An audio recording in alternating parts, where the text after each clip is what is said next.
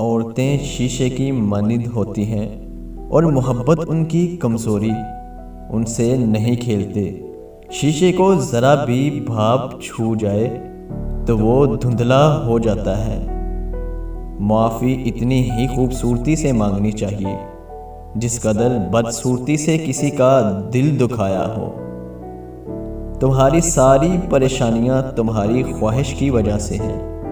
خواہش چھوڑ دو، تمہیں سکون ملے گا۔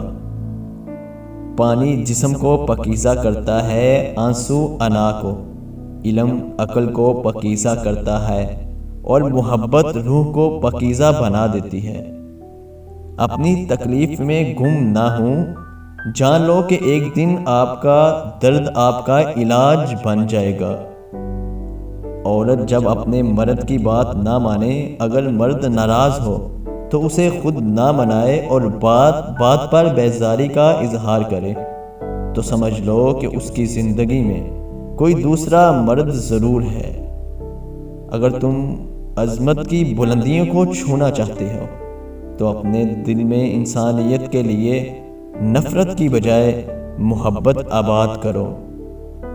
ہمیشہ ان لوگوں کے قریب ہی نہ جائیں جو آپ کو خوش کرتے ہیں، بلکہ ان کے قریب بھی جائیں جو آپ کے بغیر خوش نہیں رہ سکتے۔ ایک عورت کو اس مرد سے بات کی عادت ہو جاتی ہے جب وہ عورت اس مرد میں اپنی خوشی تلاش کرنے لگتی ہے۔